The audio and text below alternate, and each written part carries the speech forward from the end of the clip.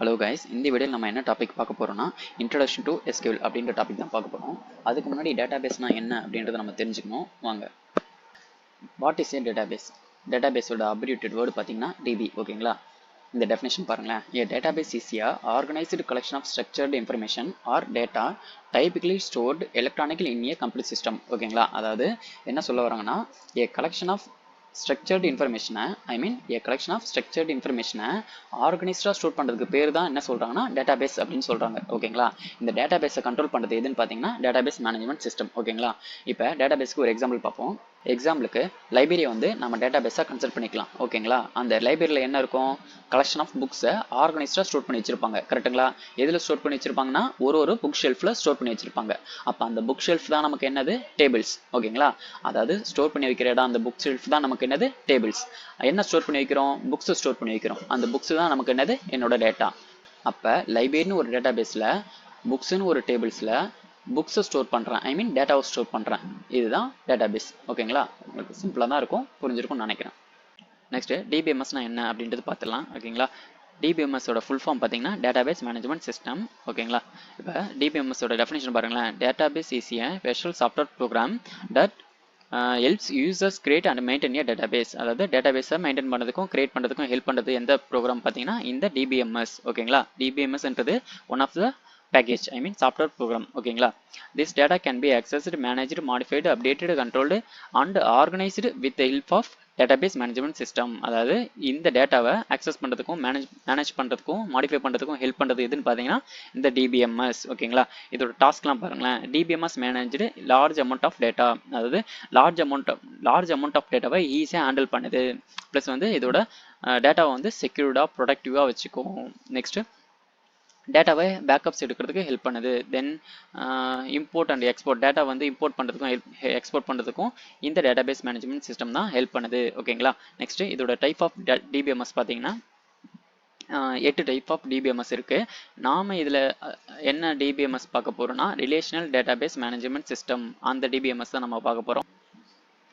Next ஆர்டிபிஎம்ஸ்னா என்னன்னு பார்த்துலாம். ஆர்டிபிஎம்ஸ்ன்றது relational database management system. ஓகேங்களா? இது ஏன் ரிலேஷனல் டேட்டாபேஸ் அப்படின்னு சொல்கிறாங்கன்னா, எக்ஸாம்பிளுக்கு ஒரு லைப்ரரியில் புக் ஷெல்ஃபே இல்லைன்னா அங்கே இருக்கிற புக்ஸ் எல்லாமே அன்அரிஞ்சிடா கண்ணா பின்னான் அடுக்கி இருக்கும். கரெக்டுங்களா? அதை எடுத்து படிக்கவே ரொம்ப கஷ்டமாக இருக்கும். அதை மேனேஜ் பண்ணுறதுக்கும் ரொம்ப கஷ்டமாக இருக்கும். இதுதான் என்ன சொல்கிறோன்னா டிபிஎம்எஸ் அப்படின்னு சொல்கிறோம். ஓகேங்களா? அதுவே ஆர்டிபிஎம்ஸில் பார்த்தீங்கன்னா எல்லா டேட்டாஸும் டேபிள்ஸ்குள்ளே அரேஞ்சாக ஆர்கனைஸ்டாக ஸ்டோர் பண்ணி வச்சுருப்போம். அது மாதிரி தான் ஒரு லைப்ரரியில் புக் ஷெல்ஃபில் எல்லா புக்ஸும் ஸ்டோர் பண்ணி வைக்கும் போது அதை மேனேஜ் பண்ணுறதுக்கு ரொம்ப ஈஸியாக இருக்கும். இதை தான் நம்ம என்ன சொல்கிறோம்னா ஆர்டிபிஎம்எஸ் அப்படின்னு சொல்கிறோம். இதோட டெஃபினேஷன் பாருங்களேன். A relational database management system is a database management system that is based on relational model and that the data stored in form of tables and each tables contains rows and columns.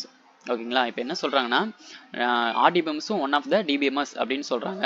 தென் இந்த டேட்டாஸ்லாம் எப்படி store ஆயிருக்குன்னா table ஃபார்மெட்டில் store ஆயிருக்கும். டேபிள்ஸில் என்ன இருக்குன்னா rose and columns அப்படி இருக்கும். எக்ஸாம்பிளுக்கு நான் புக்ஸ்னு சொல்லிட்டு ஒரு டேபிள் வச்சுருக்கேன். அந்த புக்ஸில் என்ன காலம் வச்சுருக்கேன்னா புக்ஸ் ஐடின்னு ஒரு காலம் வச்சுருக்கேன், புக் நேம்னு ஒரு காலம் வச்சுருக்கேன், புக் ஆத்தர், பப்ளிஷ்டு டேட், ப்ரைஸ்னு சொல்லிட்டு ஒரு 5 காலம் வச்சுருக்கேன். இந்த காலம்ஸை தான் டெக்னிக்கல் டேர்மில் காலம்ஸ் ஆட்ரிபியூட்ஸ் அப்படின்னு சொல்கிறோம். ஓகேவா? இப்போ அந்த ஒரு காலத்துக்கு எகென்ஸ்டாகவும் டேட்டா இருக்குது இல்லையா? புக் ஐடி 1, அந்த புக் நேம் வந்து கம்ப்யூட்டர் அப்ளிகேஷன், புக் ஆத்தர் பார்த்தீங்கன்னா ஜான், பப்ளிஷ் டேட் பார்த்தீங்கன்னா 13/10/2011, ப்ரைஸ் வந்து 500. இந்த ஒரு ரோ இருக்குது பார்த்தீங்களா? ஃபர்ஸ்ட் ரோ அதுதான் என்ன சொல்கிறோன்னா டுப்பிள்ஸ் அப்படின்னு சொல்கிறோம், ரோஸ். இப்போ இந்த ஆர்டிபிஎம்எஸ் பேஸ் பண்ணி என்னென்ன டேட்டாபேஸ்லாம் இருக்குன்னு பார்த்தீங்கன்னா MySQL, MariaDB, Oracle டேட்டாபேஸ், இது எல்லாமே எதை பேஸ் பண்ணியிருக்குன்னா ஆர்டிபிஎம்எஸ் பேஸ் பண்ணி தான் இருக்குது. ஓகேங்களா? இப்போ உங்களுக்கு ஆர்டிபிஎம்எஸ்னால் என்னது புரிஞ்சிருக்கும்னு நினைக்கிறேன். இப்போ ஃபைனலாக நம்ம SQLனா என்னென்னு அப்படின்றத பார்த்துடலாம். SQLன்றது ஸ்ட்ரக்சர்ட் query லாங்குவேஜ். ஓகேங்களா? It is used for storing and managing data relational database management system. அதாவது ஆர்டிபிஎம்ஸில் டேட்டாஸை ஸ்டோர் பண்ணுறதுக்கும் ரெட்ரீவ் பண்ணுறதுக்கும் மேனேஜ் பண்ணுறதுக்கும் ஹெல்ப் பண்ணுறது எதுன்னு பார்த்தீங்கன்னா இந்த SQL லாங்குவேஜ் தான். ஓகேங்களா? இதே நம்ம வந்து SQL லாங்குவேஜ் அப்படின்னு சொல்கிறோன்னா இப்போ வந்து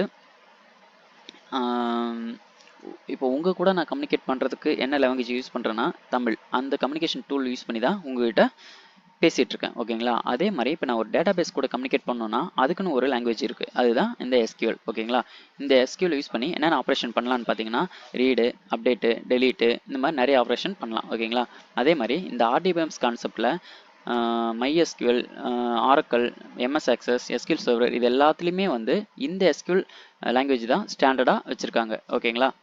இப்போ உங்களுக்கு RDBMSனா என்ன, DBMSனா என்ன, டேட்டாபேஸ்னா என்ன, SQLனா என்ன ஓரளவுக்கு ஐடியா கிடைச்சிருக்கும்னு நினைக்கிறேன்.